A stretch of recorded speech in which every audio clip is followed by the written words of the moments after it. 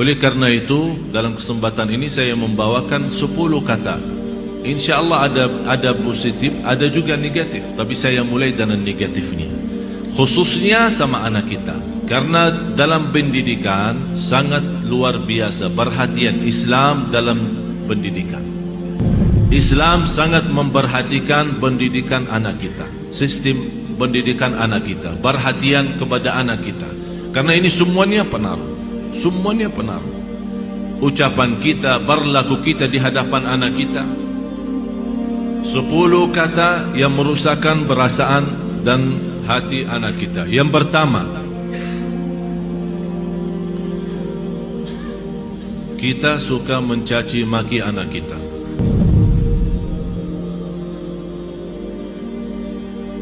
Ini sebuah bahaya,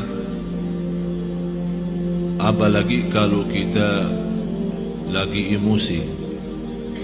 Dan saya selalu sampaikan kepada jemaah, kalau lagi emosi, jauh daripada anak. Jauh. Jangan jadikan anak korban. Saya tidak enak membawa ucapannya karena kita di dalam masjid, tapi ada banyak yang saya heran mengucapkan kata-kata yang saya malu sampaikan. Sama siapa? Sama anaknya sendiri. Kalau sama orang lain kita malu mengucapkan, apalagi sama anak kita.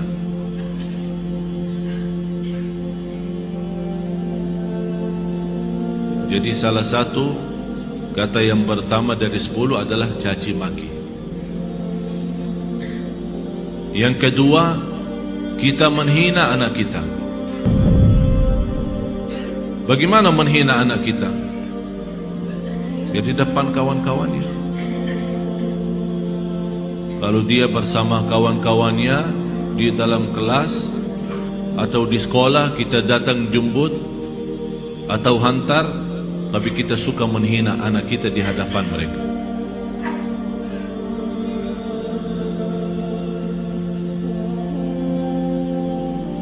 Malah ada yang pernah berkata, saking menghina anaknya, saya heran bagaimana bisa punya anak seperti kamu. Apalagi di depan orang, di depan kawan-kawannya.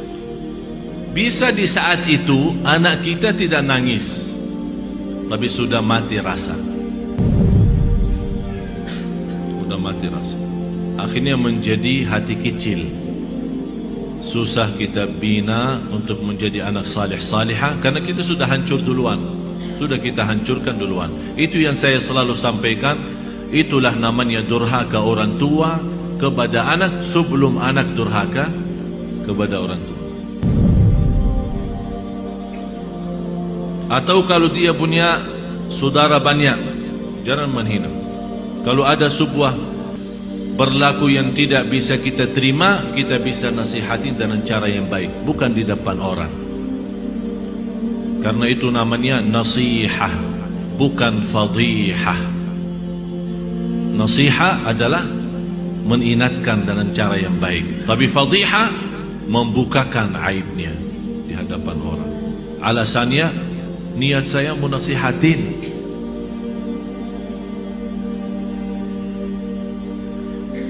Yang ketiga, selalu kita suka membawa bandingannya dia sama orang lain.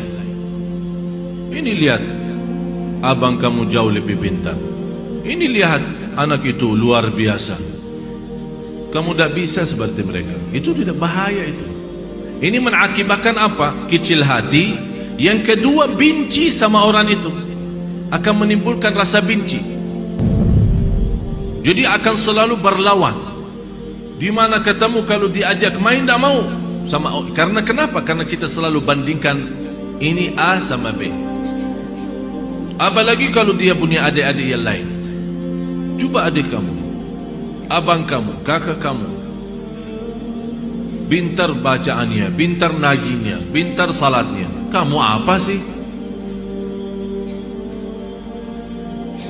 Ini mohon maaf, ini bukan sering terjadi, malah saya sendiri mendengar di hadapan saya ibu yang membawa 3 anak, yang dinyakiti perasaannya satu.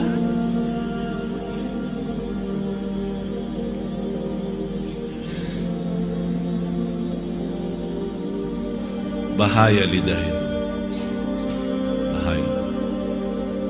Jadi jangan kita membandingkan anak sama orang lain. Mohon maaf, kita yang dewasa aja, kalau ada orang membandingkan kita sama orang lain, kita tersinggung. Apalagi anak kita. Kita ada yang dewasa yang sudah faham, mengerti, bisa mengerti maksudnya orang, bisa mengerti tujuannya orang, kita bisa tersinggung. Apalagi anak kita.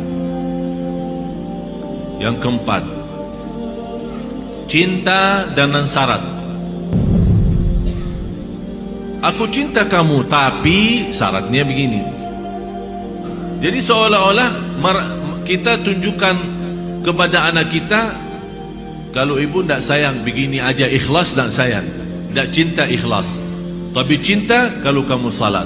Aku cinta kalau kamu ngaji. Aku cinta kalau kamu diam. Aku cinta kalau kamu tidak nonton TV. Berarti itu namanya cinta dengan syarat-syaratnya. Kalau mau cinta ya cinta, tidak usah pakai syarat.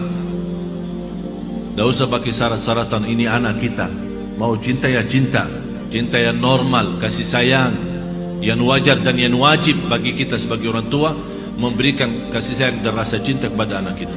Kalau kita yang tidak menunjukkan rasa cinta kepada anak kita, dia akan lama-lama melarikan diri kepada orang lain.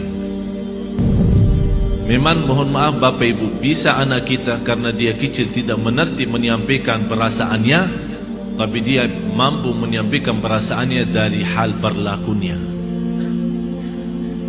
Begitu dia melihat seorang yang memberikan perhatian dan kasih sayang, biarpun orang itu bukan keluarganya, orang jauh, begitu dia ketemu orangnya, dia malah lari, belok seorang itu. Sepertinya kehilangan rasa sayang di rumahnya. Dan banyak saya perhatiin anak-anak yang datang kepada saya begitu melihat anaknya sambil peluk dan cium saya bilang dalam hati saya, kasihan, kehilangan rasa cinta dan sayang dalam rumahnya. Yang kelima, kita menyampaikan kepada anak kita info-info atau informasi yang salah. Maksudnya apa informasi yang salah? Laki-laki tidak boleh nangis. Siapa yang bilang? Bapak-bapak nangis enggak? Nangis kan? Berarti salah kita berkata sama anak kita, kalau laki-laki tidak boleh nangis. Siapa yang bilang? Biarin dia nangis. Kalau dia nangis, ayo nangis lagi sayang. Bukan laki-laki tidak boleh nangis. Itu membuat apa? Mengakibatkan sakit jiwa. Karena setiap dia mau nangis, dia bertahan. Alasannya informasi yang salah, laki-laki tidak boleh nangis. Akhirnya dia tahan-tahan, menjadi beban, lama-lama sakit jiwa. Betul, ini betul. Jangan dianggap tidak terlalu. Terlalu.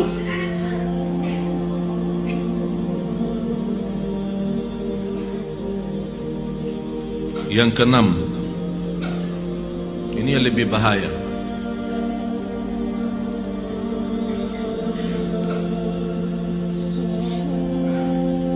Kita selalu memberikan ancaman. Ayo makan habisin, kalau tidak datang hantu.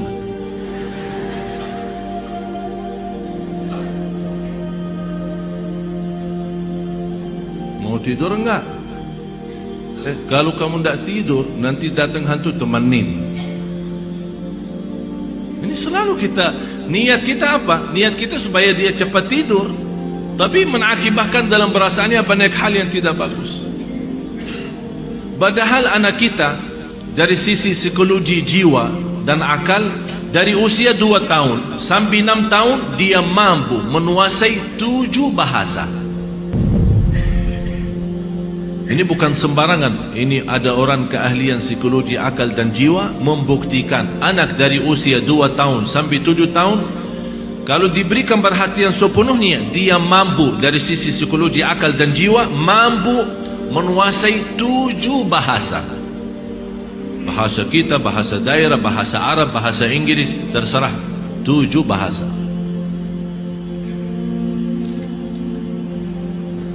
Tapi kenapa kita sia-siakan kesempatan ini yang masih luar biasa?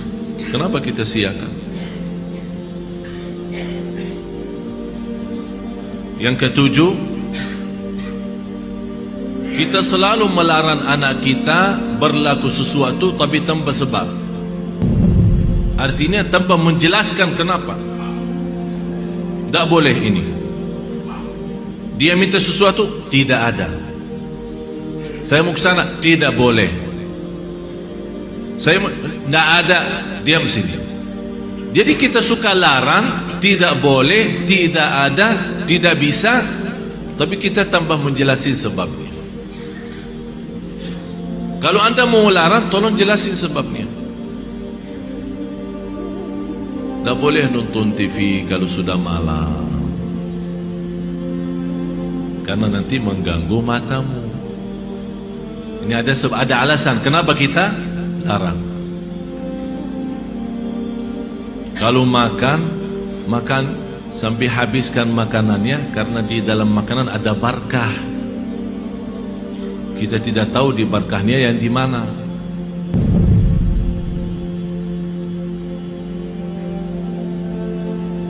Jangan nonton TV, ayo sana tidur.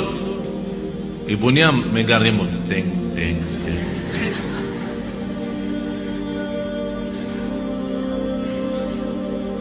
Anak kita bisa pendiam ya. Mungkin ada di antara anak ibu-ibu yang suka lawan, tapi ada yang diam sudah masuk ke kamarnya. Tapi Allah Maha tahu perasaannya apa di saat itu. Dilarang nonton TV, malah ibunya enak-enak nonton TV.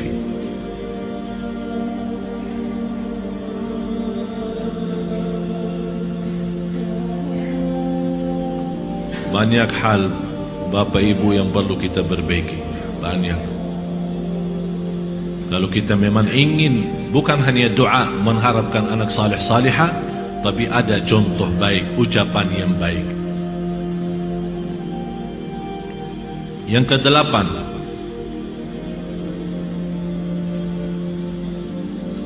menghancurkan perasaan atau menghancurkan kepercayaan anak terhadap dirinya. Kamu bodoh selama-lamanya, tak bakal jadi pintar. Astaghfirullahaladzim, ada orang sejahat itu.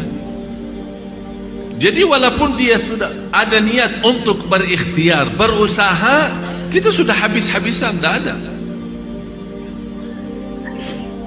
Memang kamu diciptakan oleh Allah bodoh seperti ini.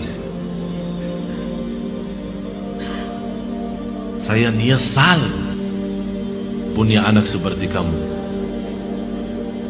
Saya benci hari kelahiran kamu. Bapak Ibu, saya mengucapkan ini bukan dari saya. Saya punya telinga mendengar apa yang kata orang. Masa saya benci hari kelahiranku, hari kelahiran kamu? Jadi seolah-olah mengikatkan hari kelahiran anak kita hari misal Sabtu. Jadi saya benci Sabtu gara-gara kamu. Ya Allah, ini sudah betul-betul menghancurkan total anak kita. Yang ke-9, kita berdoa terhadap anak kita doa yang buruk. Saking kesal perasaan kita sama anak kita, dan dia keluar dari rumah tanpa minta izin dan ridha kita, langsung itu mudah-mudahan kamu celaka. Rasulullah sallallahu alaihi wasallam melarang orang tua mendoakan anaknya buruk. Kalau terjadi diijabah doanya akan nyesal, kata Rasulullah. Biarpun ibunya, biarpun bapaknya betul-betul sakit hati sama anak, begitu dia mendoakan celaka, terjadi kecelakaan itu, pasti dia menyesal dan sedih, bisa nangis, dan bisa tidak memaafkan dirinya terhadap apa yang telah dia ucapkan.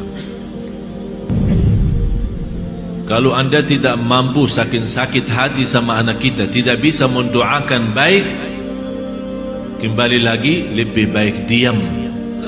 Kalau tidak bisa berdoa baik, lebih baik diam.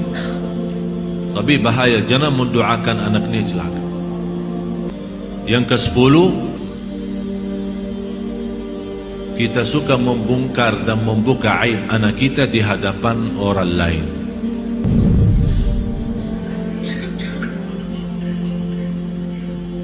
Ini anakku dah ada malunya, kalau tidur suka kencing di atas tempat tidurnya, suka buang air di tempat tidur. Capek aku setiap hari bersihin tempat tidurnya karena bekas kencingnya. Ini kan dicerita sama kawan-kawannya di sekolah. Apa yang akan terjadi? Kawan-kawannya apa? Senang atau gimana? Kesempatan kan? Setiap dia datang,